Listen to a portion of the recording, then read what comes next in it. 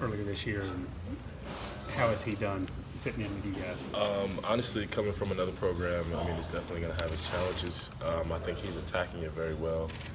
He's a great player, a great athlete. You know, we noticed that watching his tape at Notre Dame.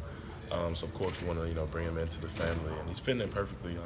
The D-line is definitely accepting of him, the whole defense, and really just the whole team. You know, if you got a guy who wants to come in and continue to work and make himself better, we're here for it. You had the interesting dynamic of having faced him last year up Yeah. in South Bend. He said the other day after the game that DeAndre kind of gave him some grief, but all in good fun. Have y'all had fun with that? Always. We always, kind of just joke around at practice, and just even like when he's like dressing, to be like, that's that Notre Dame swag, that you bring, you bring to Georgia. And, if anybody like pointed us out and said somebody's from Notre Dame, they'll point at you.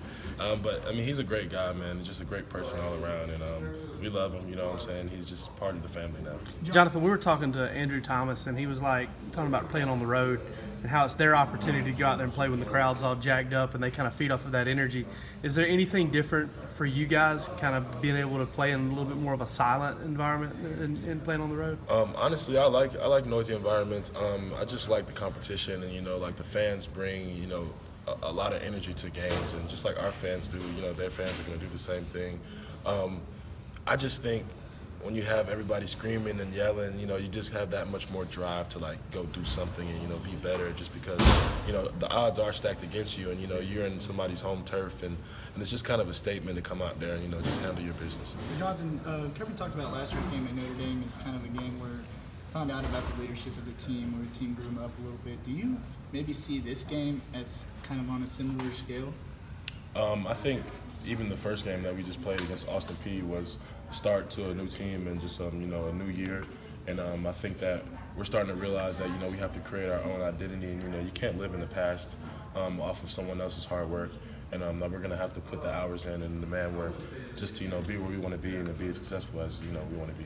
You like having a game of this magnitude in week 2?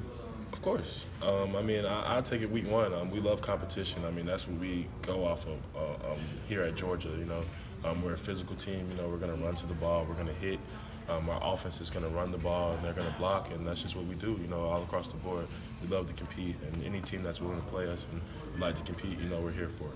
You guys had a little bit of a quirky offense that you had to play against this past week with the option and the misdirection, all that stuff, and get a little bit more traditional, I guess, this week, even though it's up-tempo. I mean, how is that kind of a breath of fresh air, a little bit more similar to what you guys do? Not necessarily. I kind of attack every game the same, and I know that our staff does the same thing. You game plan the same way. You don't want to change, what you're doing just based on the team that you're playing, because, we set a certain standard here at Georgia, and we would like to keep it that way.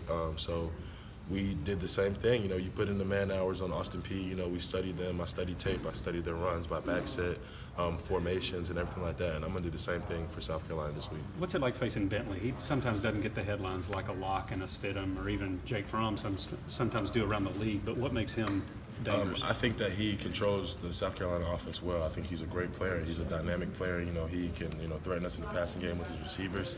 They have a great team of receivers, and they also have a good offense, and he controls it well. He knows what to do and when to do it, and we're definitely going to have to lock in and study him just like we would study any other quarterback.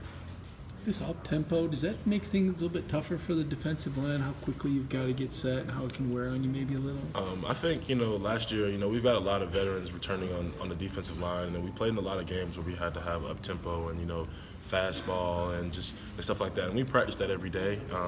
I think that, we're going to just continue to work on that more this week, because I did see last week when they played a lower tier team, they did a lot of fastball in that first quarter, and it's definitely something that you just have to game plan for, and you got to be ready for anything. They will throw a lot of stuff at us because they have a good football team. That's just, it is what it is, and we're just going to have to prepare. Justin, there was a decent amount of freshmen that played in the game on Saturday. I guess in your position group, Jordan Davis being one, and then Tyson Campbell. What did you see from some of those guys?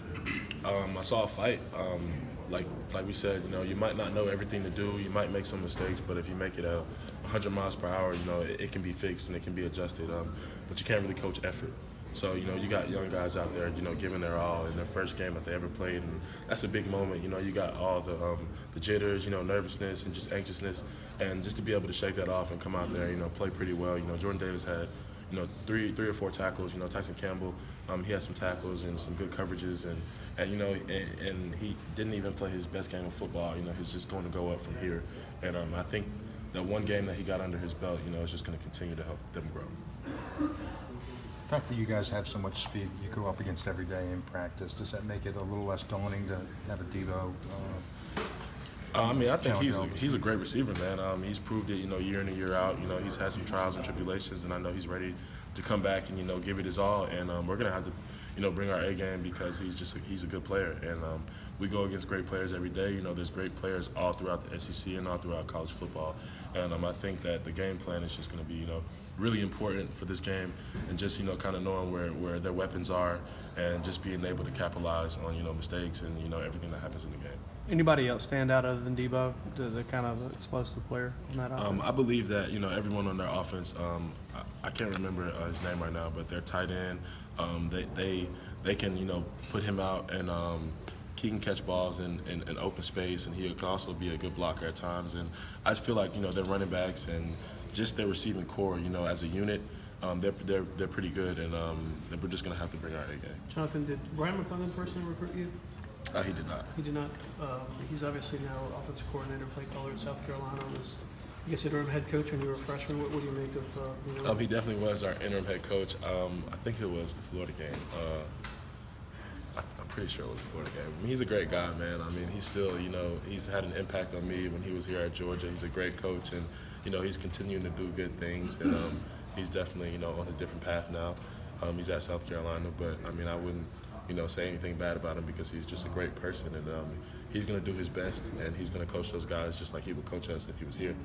And I just think, you know, like I said, we have to come out and, you know, we have to bring our A game and, you know, play to the best of our ability despite, you know, who's coaching them or, you know, who's out there. It's just kind of, we got to make the game about Georgia, you know, Georgia football, and, you know, play our brand of football. What impact did he have on you?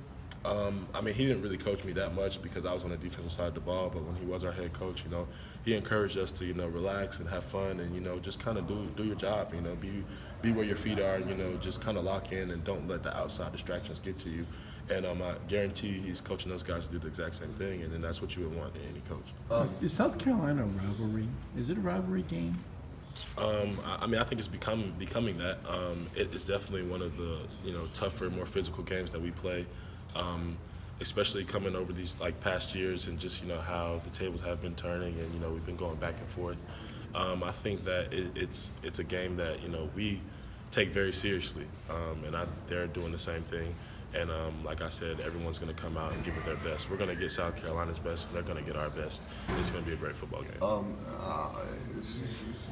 As you had spoken about all of South Carolina's offensive weapons, I mean, how hard is it to game plan for that? I mean, how much work do you have to put into sitting down and kind of figuring all that out?